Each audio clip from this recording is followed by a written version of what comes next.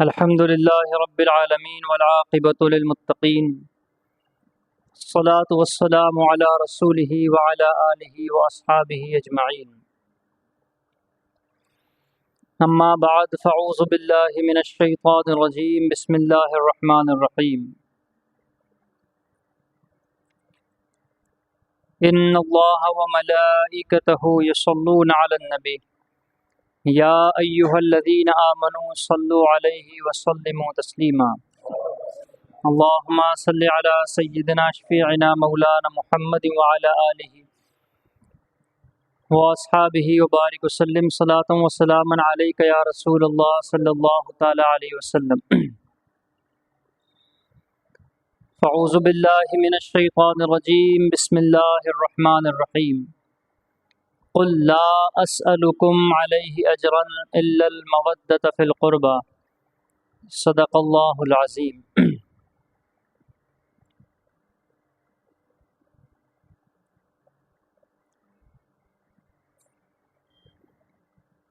کل ہم نے سماعت کیا کہ علی اکبر کی شہادت، حضرت عباس علمبردار کی شہادت جو ہوئی، اور امام علی مقام کے ساتھ جو آپ کے گھرانے کے لوگ تھے، حضرت امام قاسم، حضرت مسلم بن عقیل کی اولاد، حضرت عقیل کی اولاد، اور حضرت علی رضی اللہ تعالی عنہ کی دوسری جو ازواج سے اولادیں تھیں، وہ تمام کی شہادت ہوئی کربلا کے میدان میں. اب امام علی مقام کے سامنے آپ کے لخت جگر نوجوان 18 برس کے علی اکبر آئے اور کہا، بابا جان مجھے اجازت دیجیے اب رن میں جانے کی، میدان کربلا میں جانے کی. امام علی مقام نے کہا، علی اکبر میں تمہیں کیسے اجازت دوں بیٹا، میرے بعد تم ہی تو ہو جو خاندان نبوت کی خواتین کا خیال رکھو گے. آپ نے کہا، مجھے تم کو دیکھ کر میں اپنے کلیجے کو ٹھنڈک پاتا ہوں، کلیجے میں ٹھنڈک پاتا ہوں، نانا جان کی یاد آتی ہے، تم کو دیکھ لیتا ہوں سکون ملتا ہے، میرے رہتے تم مت جاؤ. تو علی اکبر نے کہا کہ بابا جان میرے رہتے اگر آپ میدان کربلا میں گئے تو لوگ کیا کہیں گے کہ جوان بیٹے کے ہوتے ہوئے باپ کو میدان میں آنا پڑا. مجھے اجازت دیجیے. میرے بھائی قاسم نے تو شہادت کا مقام پا لیا اور جام کوثر پر سیراب ہو رہے ہیں، میرے سامنے کے چھوٹے بچے عون و محمد، یہ دونوں جام کوثر پر نانا جان کے ہاتھوں کوثر نوش فرما رہے ہیں، مجھے بھی اجازت دیجیے. تو پھر چاروں ناچار امام علی مقام کو، علی اکبر کو اجازت دینی ہی پڑی. آپ نے اپنے ہاتھوں عمامہ سجایا، تلوار حمایل کی، نیزہ دیا، اپنے ہاتھ سے وہ کمر بند بانا پٹا جو آتا ہے کمر پر باندھنے کا، اور بیٹے کو رخصت کرنے کے لیے آپ خیمے تک آئے. کہاں رخصت کیا جا رہا ہے؟ جنگ لڑنے کے لیے. تمام خواتین آپ کو رخصت کرنے کے لیے آئی، کیونکہ آپ تھے ہی ایسے خوبصورت حضور اکرم صلی اللہ علیہ وسلم کے شبیہ. درود شریف پڑھ، اللہم صلی علی سیدنا شفیعنا مولانا محمد وبارک وسلم. وہ گیٹ کیوں لگا ہوا ہے؟ عشاء کے بعد تالا لگاتے تو اچھا رہتا لوگوں کا. اس کا یہ حسین جوان جس کا چہرہ زیبا آقا دو عالم صلی اللہ علیہ وسلم کے جمال جہاں آرا کا خطبہ پڑھ رہا تھا، یعنی آپ کو دیکھ کر حضور کی یاد آتی تھی.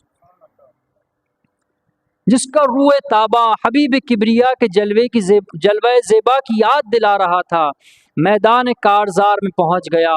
اسد اللہ شیر نے صف اعداء کی طرف نظر کی، ذوالفقار حیدری چمکائی اور یہ رجس پڑی، انا علی بن حسین بن علی نحن اہل البیت اولا بالنبی، یعنی اے یزیدیو جان لو میں علی اکبر ہوں، میرے باپ کا نام حسین ہے جو فاتح خیبر علی حیدر کے نور نظر ہے، اور کان کھول کر سن لو ہم اہل بیت رسالت ہے، اللہ کے پیارے رسول سے ساری دنیا میں ہم سے زیادہ کوئی قریب نہیں۔ دشمن کے لوگوں کا بیان ہے، یزیدی فوج کے لوگوں کا، کہ علی اکبر جب آئے تو ہم کو لگا کہ سرور کائنات آ گئے، لیکن ان کی تلواریں یزید کے طرف سے تھی، ان کو علی اکبر کی صورت دیکھ کر بھی ان کے دل نرم نہیں پڑے۔ شہزادہ علی وقار نے جس وقت یہ رجس پڑھی ہوں گی، میدان کربلا کا ایک ایک چپا اور ریگستان کوفہ کا ایک ایک ذرہ کانپ گیا ہوں گا، مگر یزیدی جن کا دل پتھر سے بھی زیادہ سخت تھا انہوں نے کوئی اثر نہ لیا، اور ان کا سینہ اہل بیت نبوت کے کینے سے پاک نہ ہوا۔ یعنی جس کے دل پر مہر لگ جاتی ہے، جس کا دل پتھر ہو جاتا ہے، اس کو کتنی ہی کوئی بات بول دی جائے اس کے دل پر اثر نہیں کرتی، کتنے ہی اچھے انداز میں، کتنے ہی دلیلوں کے ساتھ کوئی بات بولی جائے، وہ بات اس کے دل پر اثر نہیں کرتی۔ آج بھی وہی معاملات ہے کہ لوگوں کے دل وہ صحابہ اور اہل بیت کے جو مقابلہ آرائی کے ہو گئے ہیں، ایسے لوگ جو صحابہ اور اہل بیت کا مقابلہ کرتے ہیں، ان کو نہ صحابہ سے محبت ہے نہ اہل بیت کی چاہت ہے، یہ صرف دشمنی، تشن، بغض میں سب چیزیں ہوتی ہیں۔ محرم جیسے ہی آتے ہیں، خطبہ کو جو خطیب ہوتے ہیں، مقرر ہوتے ہیں، ان کو شادیاں یاد آتی ہے۔ ایک ٹاپک ہوتا ہے کہ محرم میں شادی کر سکتے ہیں، غم 3 دن کا۔ یہ جو چیزیں ہیں، پرانے لوگ گواہ ہوں گے اس بات کے، پہلے سنیوں میں چیزیں نہیں ہوا کرتی تھی، پہلے یہ اعتراضات بدعقیدوں کی طرف سے آتے تھے، تبلیغیوں کی، جماعت اسلامی، اہل حدیث کی طرف سے اعتراضات آتے تھے کہ غم 3 دن کا، محرم میں شادی کر سکتے ہیں، یہ اعتراضات ان کے ہوا کرتے تھے۔ لیکن آج یہ حالت ہے کہ اہل سنت کے خطیب لوگ، مقرر لوگ یہ اعتراضات کر رہے ہیں، اب یہ حال ہے آج کل۔ تم اس پر تو میں نے عرض کر دیا ہوں پچھلی مجالس میں۔ پھر جب علی اکبر میدان میں آئے اور للکارا، کوئی آپ کے مقابلے اکیلے نہیں آیا۔ یعنی کیسے آتا کہ پچھلے اون محمد کی شجاعت ان کے سامنے تھی کہ وہ بچے، اور انہوں نے، ان کو لوگوں نے، یزیدیوں نے تنہا نہیں مار سکے تو علی اکبر تھے۔ پھر اس کے بعد علی اکبر نے جب دیکھا کہ کوئی مقابلے کے لیے نہیں آ رہا ہے تو آپ نے خود حملہ کر دیا، اور جس طرف کا رخ کیا یزیدی لشکر کے، یزیدی لشکر کائی کی طرح پھٹتا چلا گیا، اور ایک ایک وار میں کئی دیو پیکر جوانوں کو گرا دیا۔ کبھی لشکر کے میمنہ پر حملہ کرتے تو اسے منتشر کر دیتے، اور کبھی پلٹ کر فوج کے میسرہ پر حملہ کرتے یزیدی لشکر کے تو اس کو درہم برہم کر دیتے۔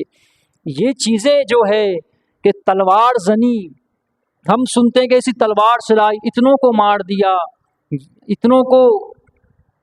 اتنوں پر بھاری پڑ گئے، یہ معمولی نہیں ہوتا ہے۔ ہم تاریخ کا اگر مطالعہ کریں تو شمشیر زنی کے جوہر اگر ہم دیکھیں، ہم کو سب سے بڑی بات جو احادیث سے اور ساری چیزوں سے ثابت ہے، جنگ احد میں 3000 کفار تھے اور 700 مسلمان تھے۔ جب خالد بن ولید کی جنگی چال کی وجہ سے جنگ احد کا پانسا کفار کی طرف پلٹ گیا، جب خالد بن ولید ایمان نہیں لائے تھے اور مسلمانوں کے قدم اکھڑ گئے، تو 3000 کا جو لشکر تھا، اگر آدھی جنگ کے بعد اگر وہ 2000 بھی بچا ہو یا 2500 بھی بچا ہو لشکر، وہ اتنے بڑے لشکر سے حضور اکرم صلی اللہ علیہ وسلم کی اکیلے حفاظت کرنے والی ذات مولا علی کی ذات تھی۔ آپ لڑ رہے تھے اکیلے تنہا، تو یہ وہ علی اکبر کے پوتے ہی ہیں، مولا کائنات کے پوتے ہیں یہ، پھر ان کی شمشیر زنی کا کیا عالم ہوگا۔ اور جب آپ یزیدی لشکر پر حملہ آور ہوئے تو ہر طرف شور برپا ہو گیا، بڑے بڑے سورما ہمت ہار گئے، بہادروں کے حوصلے پست ہو گئے۔ ہاشمی شیر کا حملہ نہ تھا بلکہ قہر الہی کا ایک عذاب عظیم تھا جو یزیدیوں پر نازل ہو گیا تھا۔ تیز دھوپ اور تپتے ریگستان میں لڑتے لڑتے جب پیاس سے بے قرار ہو گئے تو آپ پلٹ کر امام عالی مقام کی خدمت میں آئے اور کہا، یا ابتاہ العطش، اے بابا جان پیاس ستا رہی ہے، تھوڑا پانی مل جائے تو میں ابھی ان یزیدیوں کو اور موت کے گھاٹ اتار دوں۔ مہربان باپ نے کہا، عزیز بیٹے پانی تو نہیں ہے۔ آپ نے اپنے ہاتھوں سے علی اکبر کا چہرہ صاف کیا اور اپنی زبان منہ میں رکھ دی کہ اس سے تم کو کچھ راحت مل جائے، اور پھر فرمایا، بیٹے نانا جان کے ہاتھوں جام کوثر تم کو نصیب ہوں گا، وہ انتظار میں ہیں۔ اور پھر شفیق باپ کی تسلی سے کچھ تسکین ہوئی، آپ واپس میدان جنگ میں پہنچے اور حلم مبارز کا نعرہ لگایا کہ کون ہے جو میرے مقابلے اکیلا آئے۔ تو عمر سعد نے کہا کہ وہ 18 برس کا جوان اس سے پہلے بھی للکارا لیکن کوئی آیا نہیں تو اس نے خود حملہ کر دیا، اب بھوکا ہے 3 دن کا، پیاسا ہے 3 دن سے، اور پھر للکار رہا ہے کہ اتنے بڑے لشکر میں کوئی ایسا نہیں جو اس کے مقابلے اکیلا جائے۔ اور پھر طارق بن شیس پہلوان نے کہا کہ میں اس کے مقابلے جاتا ہوں۔ اور پھر جب وہ مقابلے کے لیے آیا تو حسین علیہ السلام کے وہ شیر نے اس دیو پیکر پہلوان کو چند لمحوں میں کاٹ کے رکھ دیا۔ اور پھر ایک اور شخص آیا، طارق کا بیٹا عمر آیا، اپنے باپ کو قتل ہوتے دیکھ کر علی اکبر پر جب حملہ کیا، وہ شہزادے نے ایک ہی وار میں اس کا بھی کام تمام کر دیا۔ اس طرح اس کے اور بیٹے آئے لیکن شہزادہ حسین نے سب کو موت کے گھاٹ اتار دیا۔ ابن سعد نے ایک مشہور بہادر مصرع بن غالب کو مقابلے کے لیے بھیجا، وہ نیزہ تان کر حملہ ہی کرنا چاہتا تھا کہ آپ نے اس کے نیزے کو تلوار سے کاٹ دیا اور پھر اس کے سر پر ایسی تلوار ماری کہ 2 ٹکڑے ہو کر زمین پر گر پڑا۔ اب کسی کی ہمت نہیں تھی کہ اکیلا اس شیر کے مقابلے جائے۔ اور پھر کیا تھا، عمر سعد نے کہا کہ چاروں طرف سے اس پر تیر سے بارش کرو، اور پھر یہی ہوا، یزیدی لشکر نے تیر اندازوں کو آگے کیا اور پھر علی اکبر پر تیر برسانا شروع کیے۔ اب تیر دور سے مارے جاتے ہیں اور چاروں طرف سے تیر مارے جاتے ہیں تو تلوار اور ڈھال کام نہیں آتی ہے۔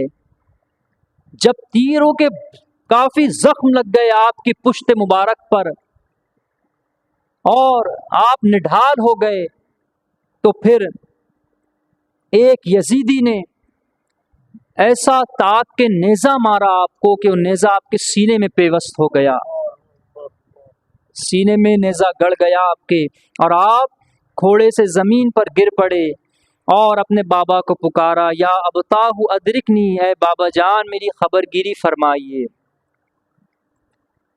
امام حسین دوڑ کر میدان میں گئے، علی اکبر کو اپنی گود میں سر رکھا اور علی اکبر کی روح قفص عنصری سے پرواز کر گئی، آپ شہید ہو گئے۔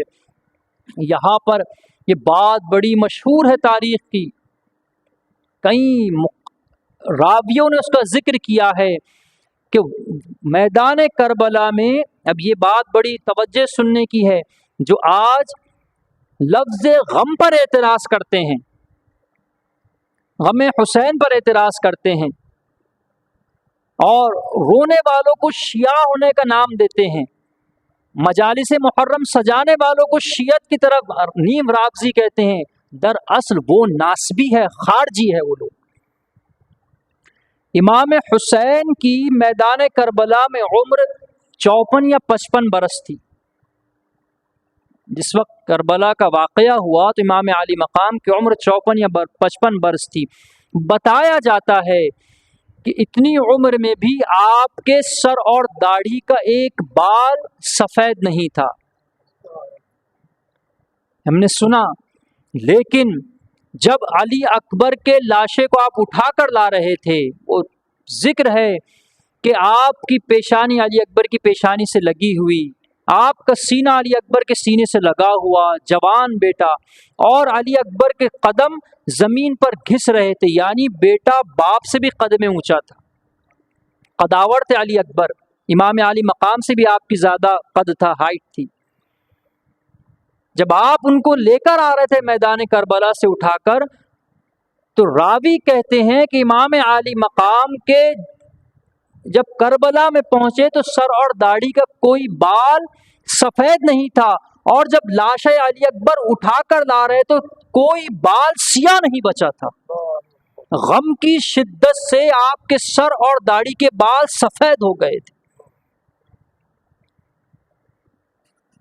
اب کہاں گئے وہ الزام لگانے والے؟ غم، یہ سر اور داڑھی کے بال سفید کب ہوتے ہیں؟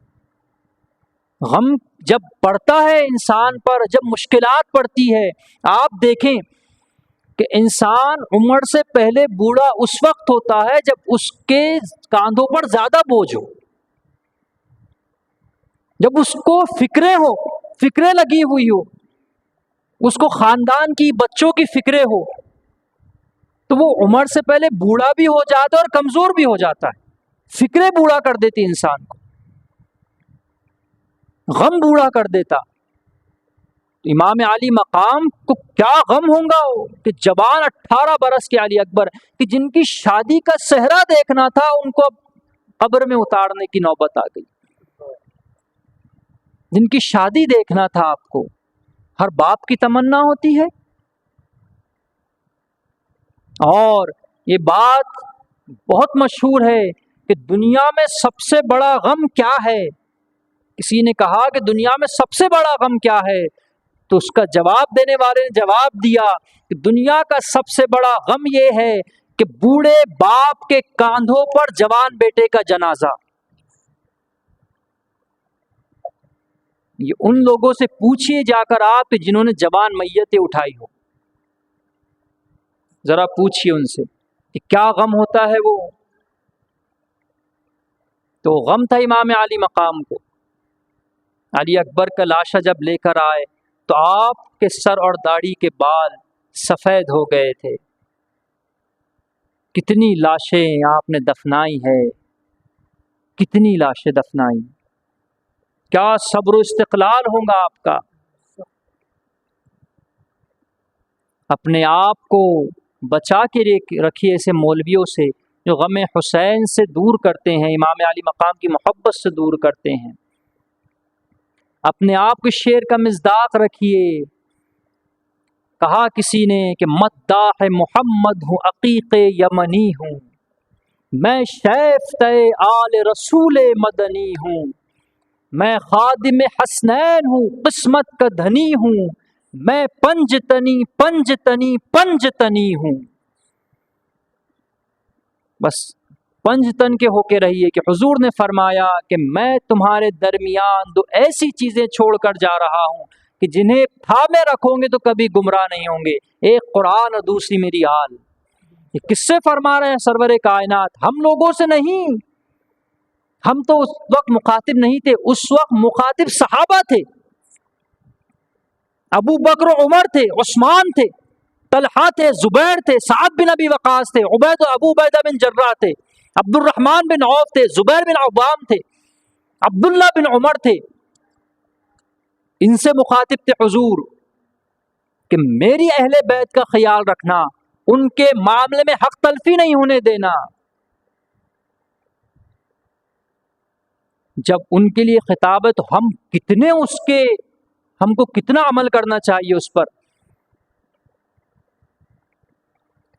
تو یہ باتوں کا ہم 10-11 دن کی مجالس میں سن کر نہ اٹھ جائے، یہ باتوں کو آئندہ آنے والی مجالس تک ایسے باندھ کر رکھیے کہ سال بھر میں اگر کوئی بھی فتنہ ہمارے قریب آئے جو اہل بیت کی محبت سے دور کرے، ہم خود کو اس سے دور کر لیں،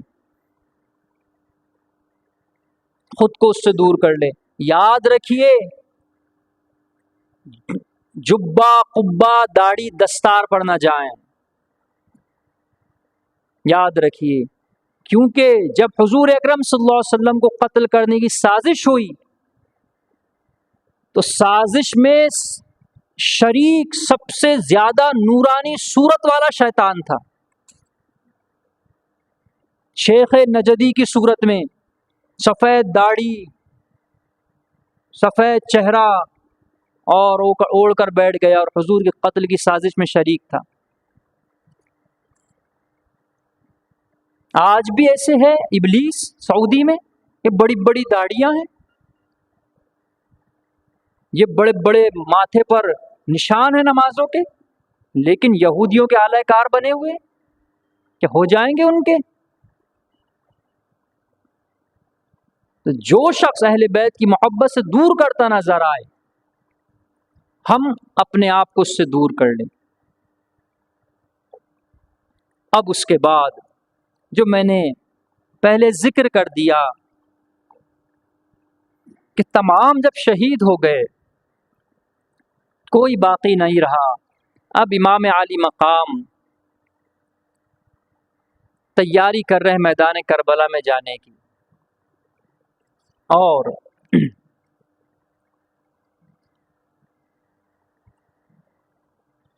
جب آپ تیاری کر رہے تھے تو حضرت شہر بانو جو آپ کی زوجہ ہے، وہ گود میں اپنے 6 ماہ کے علی اصغر کو اٹھا کر لائی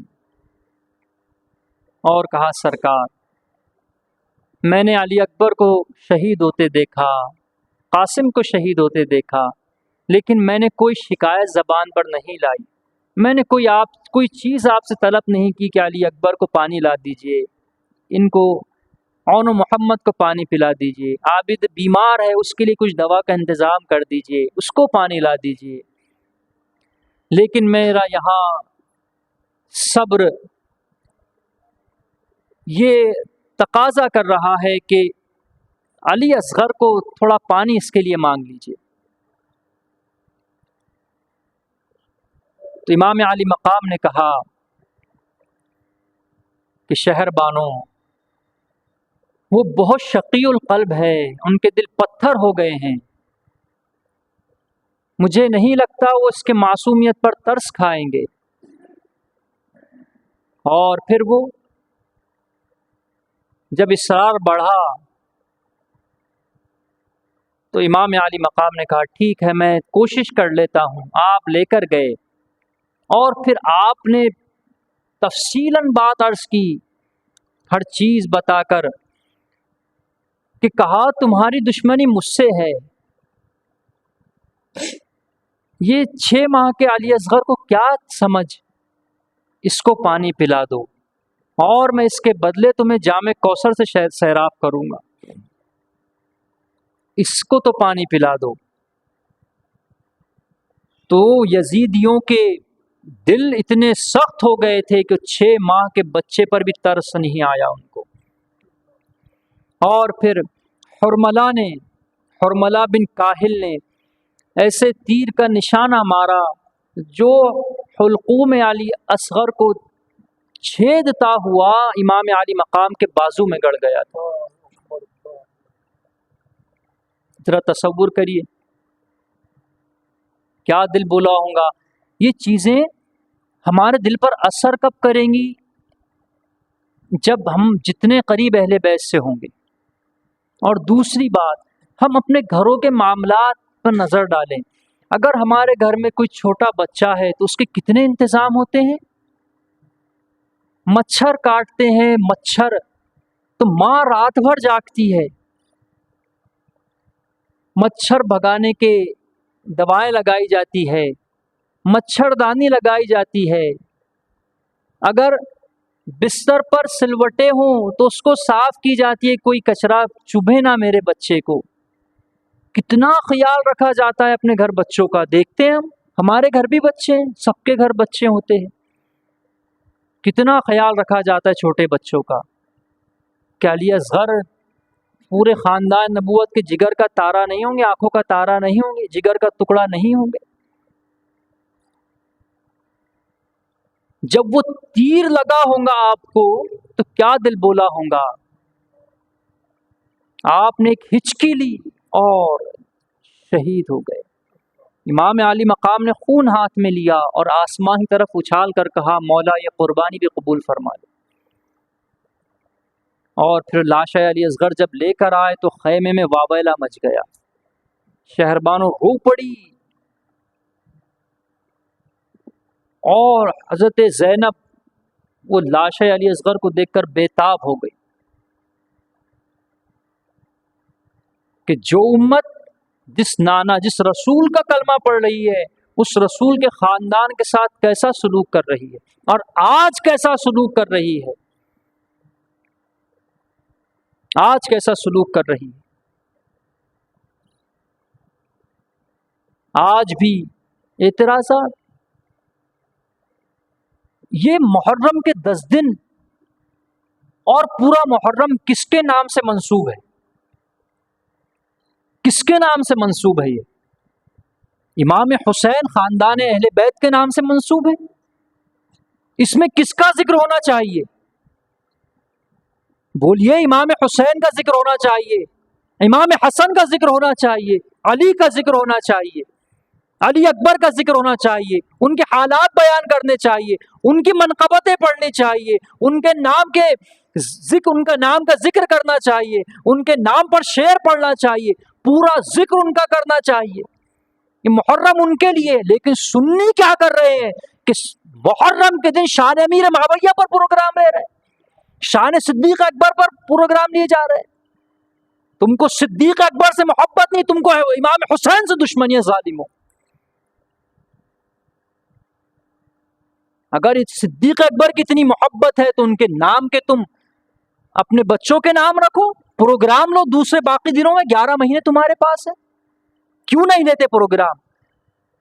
جو ان سے اگر صدیق اکبر کے خاندان کے بارے میں پوچھ لیا جائے تو جواب دے نہیں سکیں گے ظالم. کہ بولو صدیق اکبر کی کتنی اولادیں تھی، کتنے بیٹیاں تھی، آپ کے والد کا نام کیا تھا، صدیق اکبر کا لقب کیا تھا، صدیق اکبر کی کنیت کیا تھی، صدیق اکبر نے کب ایمان لایا، صدیق اکبر نے کیا نثاری کی، صدیق اکبر کے علی کے بارے میں کیا خیال تھے. وہ صدیق تو یہ تھے جو کہتے تھے علی کے چہرے کو دیکھنا عبادت ہے. میں اپنے بچوں سے زیادہ علی کے بچوں سے محبت کرتا ہوں، مجھے اپنے بچوں سے زیادہ علی کے بچوں سے پیار ہے.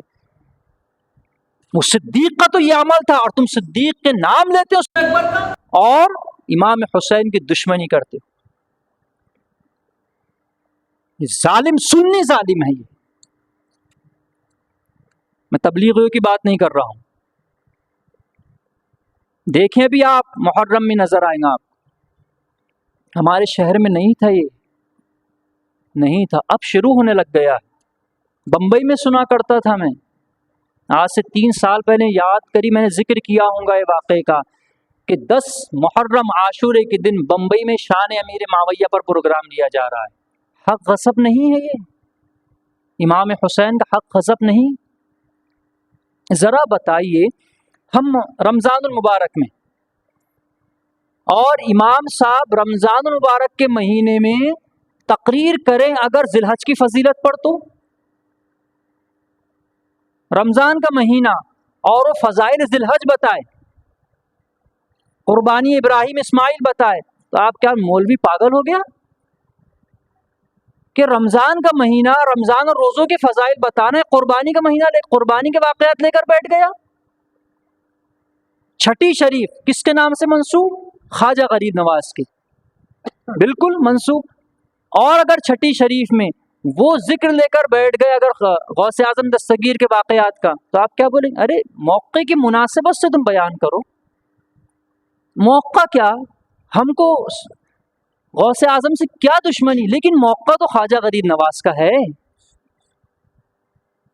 یہ بولا جائے گا کہ نہیں بولا جائے گا؟ تو محرم کس کا ہے؟ ارے صرف محرم نہیں، ان کی تو پوری کائنات ہے۔ ارے جس بیان میں اہل بیت کا ذکر نہ ہو بیان خشک لگتا ہے۔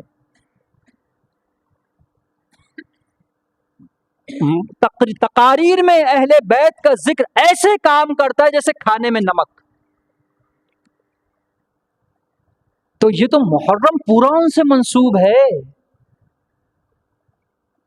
اس میں اگر تم دوسرے ذکر کرو گے اور اگر کوئی اس پر اعتراض کرے اور اس کو پھر اس کا دشمن بتاؤ تو یہ کہاں کا انصاف ہے؟ اگر ایسی تم آڑے تیڑے ذکر، ایسی تم اگر ادھر ادھر کا کرتے تو رمضان میں تم ایسا کیا کرو، رمضان میں ذی الحج کا ذکر کیا کرنا، ذی الحج میں رمضان کا ذکر کرنا، تو لوگ کچھ تو بولیں گے۔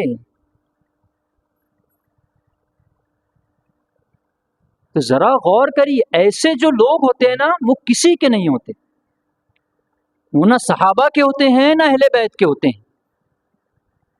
اتنا ہی شوق ہے تو پروگرام ارینج کرو، محرم سفر میں، ربیع الاول میں، ربیع الثانی میں، جماعت ثانی میں صدیق اکبر اور شان عمر فاروق پہ میں تقریر کروں گا اس میں۔ لیکن ان کو ان سے محبت نہیں ہے، یہ بیوقوف بن رہے مولویوں کے ہاتھوں اور دشمن اہل بیت کی دشمنی لے رہے ہیں۔ اپنی عقل کو اتنا کمزور مت کری ایمان کے معاملے میں۔ ہم جیسے دنیا کے معاملے میں چھنی لگاتے ہیں نا باریک ایک دم پانی چھاننے کی، دنیا کے معاملے میں کسی مولوی سے بیوقوف نہیں بنتے۔ اگر سامنے مولوی بھی اگر کوئی پلاٹ کا سودا کرنا ہے تو سب سے بڑا دھوکے دار مولوی کچھ سمجھتے ہیں ہم۔ سو ہوتا ہے نا کہ پلاٹ کا سودا ہے، مولوی ہے سامنے، تو بولیں گے جتنی بڑی داڑھی اتنا بڑا گڈھا ہوں گا اس کے، اس میں سوچو، کاغذات دیکھتے ہیں، ساری چیزیں دیکھتے ہیں، لکھا پڑھی دیکھتے ہیں دنیا کے معاملات میں، اور دین کے معاملات میں مولوی جو بول رہا ہے سن لیں گے، ایمان کا سودا کر لیں گے۔ اگر ہمت ہے تو کر لیجئے۔ اگر ایمان کا سودا، آپ پوری کتابیں اٹھا کر دیکھ لیجئے، جتنی کربلا کے واقعے کی کتابیں ہیں، یہ کتاب، یہ شفیع اوکاڑوی صاحب کی کتاب، جتنی کتابیں، ساری کتابیں اٹھا کر دیکھ لیجئے، واقعہ کربلا میں ایک شخص آپ کو عیسائی، یہودی اور غیر مسلم نہیں ملے گا۔ جتنے امام عالی مقام کے مقابلے تھے سب رسول کا کلمہ پڑھنے والے تھے، سب کے نام آپ کو عبداللہ نام ملے گا، آپ کو عمر سعد نام ملے گا، کہیں کہیں تو صحابی کے بیٹے بھی ملیں گے۔ اب یہ بولیں نہیں ادھر بھی صحابی تھے، ادھر بھی صحابی کے بیٹے تھے، یہ بھی صحابی کے بیٹے، ہم کس کی طرف سے بولنا، یہ ذہن جائے گا نعوذ باللہ۔ حق اور باطل سامنے، جو حسین کی طرف وہ حق، جو ان کے خلاف وہ ناحق، کیونکہ حضور نے فرمایا کہ حشر کے دن قرآن اور اہل بیت ایک ساتھ اٹھیں گے، ایک ساتھ رہیں گے۔ تو یہ معاملات ہیں، ہم کو رونا نہیں آتا نا اہل بیت کے معاملے میں، تو اس بات پر رونا چاہیے کہ ہم کو رونا کیوں نہیں آ رہا۔ یہ رونے کا مقام ہے کہ اہل بیت کا ذکر گزر گیا اور ہماری آنکھوں کے آنسو دامن پر نہیں آئے ابھی تک، یہ رونے کا مقام۔ خدا کے لیے اپنے آپ کو ایسے لوگوں سے بچا کے رکھیے۔ اب میں تھوڑا وقفہ لیتا ہوں، بچہ منقبت پڑھ لے گا اور کوئی منقبت پڑھنے والا ہے۔ یا رب صلی وسلم دائما ابدا علی نبیک خیر خلق کلہم۔